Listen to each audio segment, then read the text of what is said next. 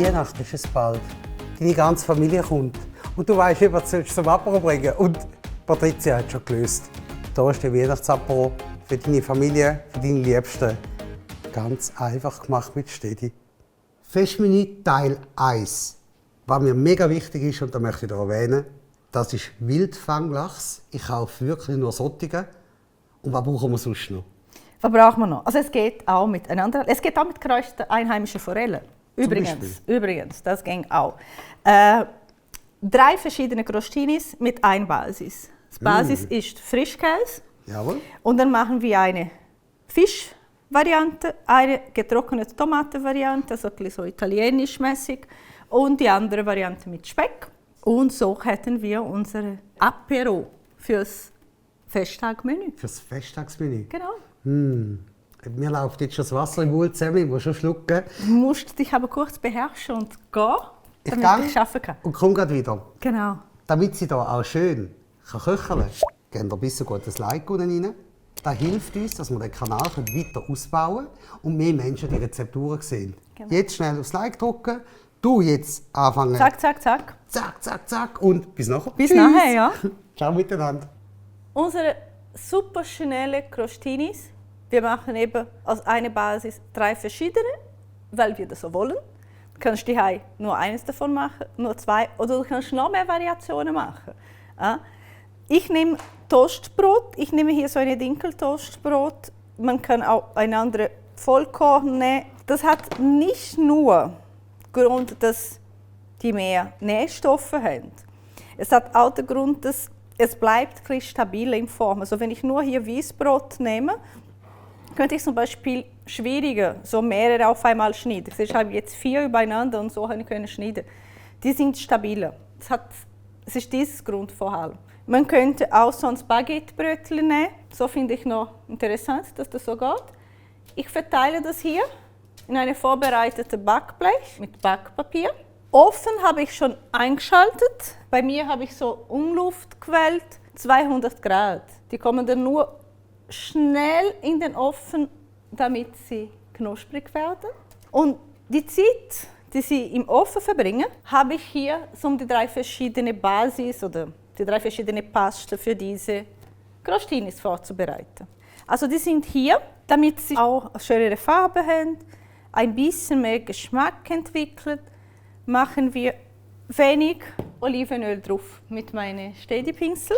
Einfach wirklich wenig Olivenöl drauf. Der Ofen ist heiß. Hast du vielleicht auch das Piep-Piep gehört? Ich mache alle Stückchen genau gleich mit ein bisschen Olivenöl. Ich habe noch keine Gewürze hier drauf, weil sie kommen nachher alles in die Frischkäsecreme. Alle Crostinis oder alle Brötchen mit Olivenöl, belegt, gestrichelt und jetzt kommt sie schnell in den Ofen.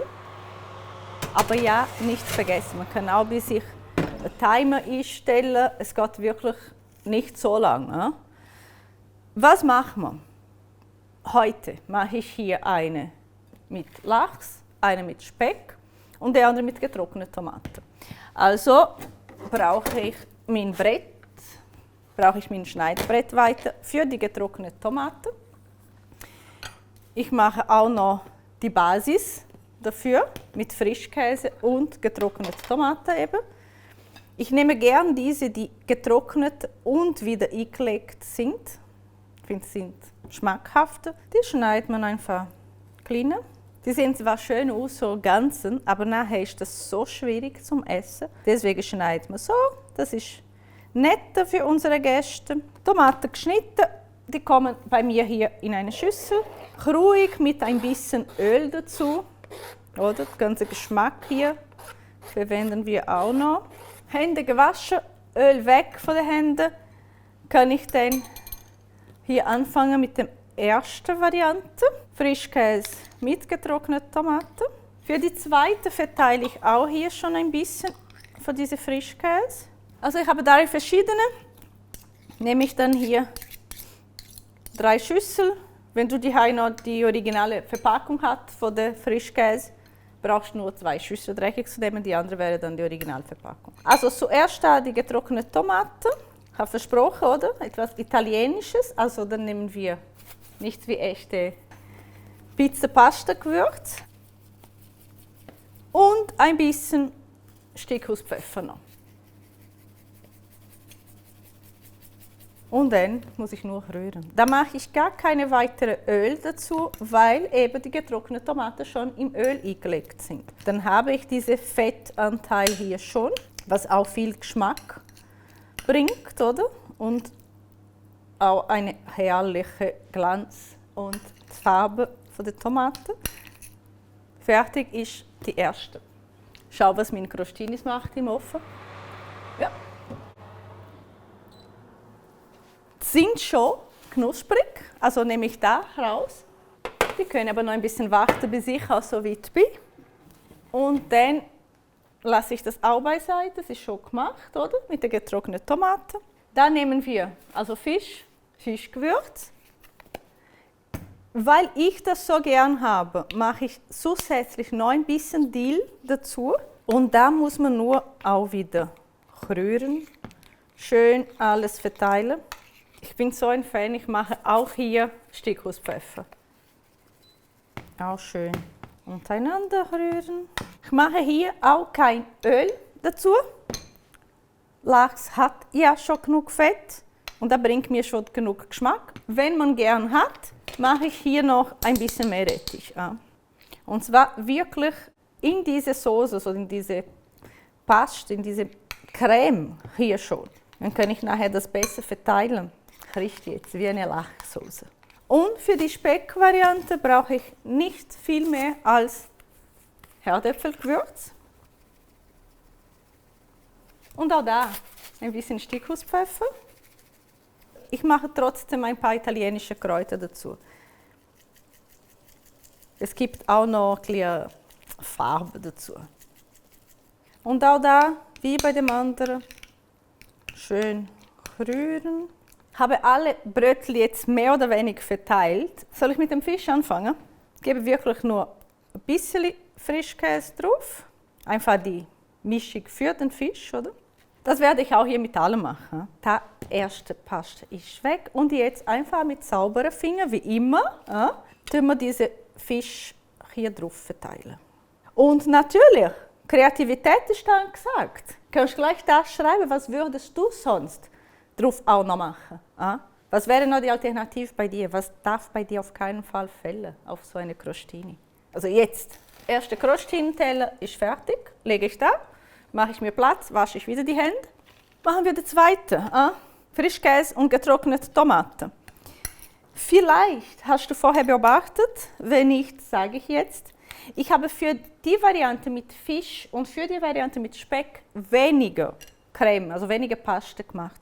Für diese hier habe ich mehr. Und das ist bewusst, weil für den Lachs kommt noch Lachs drauf. Für die Speckvariante kommt noch Speck drauf. Und bei diesen getrockneten Tomaten nicht. Ich habe nur diese Creme hier, diese Frischkäse, getrocknete Tomatencreme und deswegen darf ein bisschen mehr sein von der Menge. Ich werde wie vorher einfach auf alle meine Crostinis verteilen. Wir nähern uns am Ziel. Jetzt haben wir nur noch unsere dritte Crostini-Variante. Jeden Tag grüßt das Murmeltier, aber bei mir sogar jede 5 Minuten. Ich werde alle Frischkäsepaste verteilt zuerst und dann Speck. Ich glaube, man könnte fast so ein ganzes Festmenü nur mit Crostinis machen. Ne? Also es gibt bei uns im Kanal übrigens eine andere Variante von einem Crostini. Anstatt Brot haben wir eine Kartoffelscheibe genommen. Und auch den mit Frischkäse, Speck oder eine von diesen Varianten. Will man hier den Rauchgeschmack haben und eine vegetarische Variante nehmen, geräucherter Tofu, kleine Stückchen anbraten. Da muss man anbraten, damit man auf diese Note kommt. Gell? Bei dem zwei bin ich ein bisschen sparsam gewesen, dann verteile ich noch ein bisschen hier drauf jetzt. Und wir haben, wie versprochen, sehr schnell 3 verschiedene, ich mache so, dann haben wir vielleicht besser Platz drauf, 3 verschiedene Crostini-Varianten und somit der erste Gang von unserem Festtagmenü.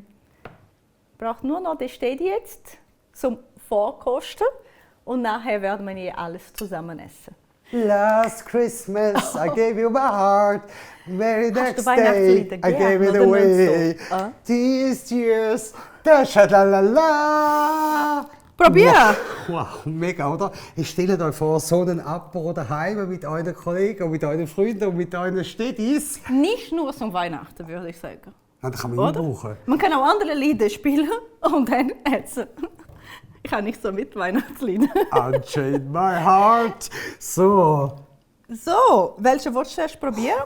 Ich kann mich fast nicht entscheiden. Wirklich. Es hat Lachs, es hat Tomaten. Das ist so eine italienische Variante. Und das ist so Machen wir alphabetisch. Speck. Dann kommt das L vorher, oder? Da ist Liebe. Ja, nein, Okay. das ist mit S, Speck, also L. L für Lachs. 11 Lachs. Alphabet, schwierige Szene. Okay, hey, ich wünsche euch einen guten. Das Däumchen da oben habt ihr schon gehabt, sonst hätte sie es gar nicht gemacht. Das ist super. Genau. Und wenn du nicht verpassen willst, einfach abonnieren, weiterleiten. Vielleicht kannst du das auch weiterleiten, jemand macht das für dich. Vielleicht bist nicht du, die dieses Jahr kocht zu den Festtagen, aber jemand anderes, dann kann jemand anderes für dich machen. Also gibt es bei dir an der Weihnachten? Wir gehen alle zu der Patrizia an Weihnachten. Nein, kochen es noch. Also es Jetzt ist nicht wirklich mehr. Jeder kann das machen. Hi. fantastisch. Also nach dem L, dann hätten wir SD, oder? Dann hätten wir Speck zum Probieren. Speck ist. Ja, wäre mit Liebe. L, aber da nicht. Auch dann wäre Lachs vorher. Oh. Excuse? Ist fein. Warte. Merkt man, dass verschiedene Basis sind. Das ist immer Frischkäse. Aber da haben wir noch den Meerrettich mit dem Dill. Da haben wir Herdöpfel Gewürz natürlich, Stickhauspfeffer. Merkt man ein bisschen da? Ja, gell? Also ganz ehrlich, es ist so vielfältig, wie es hier liegt. Jedes gibt einen anderen Geschmack und alles hat so. Da gehen wir zu den Tomaten jetzt, die italienische Variante. Ich würde mich einladen zu der Patrizia, aber ich könnte daheim selber nachkochen. Und vielleicht kommt er zu dir zum Essen. Oder? Weil nachher können alle gleich machen. Dann klopft er doch. Oh. Nicht der Weihnachtsmann kommt so einer mit Oh, der sole mio, das ist voll, Voll Italien. Italien, Der Eros Ramazzotti, Luciano Pavarotti. Wisst ihr was? Ganz einfach. Schreibt einfach eure Adresse da unten in den Kommentaren und ich komme vorbei und probiere, ob ihr Sachen können. Also man kann auch nur schreiben, ja, darfst kommen und die Adresse schickt man nachher. Ich würde nicht unbedingt nein, die schreibt Adresse sie unten dort rein, dann komme ich gerade vorbei. Wieder einmal mehr. Fantastisch. Wir haben etwa 8000 Kochshows schon gemacht. Aber da verdient ein Like, ein Abonnieren, ein Teilen. Patrizia, danke nochmal. Sehr gern, Vielmals. sehr gern. Mit dem ist mega viel Besuch nachher. Und wenn wir dann wieder alle mit der Liebe zusammen sind. Okay, Danke. tschüss. Ciao, ciao. Mega. Mega. Und voll schnell.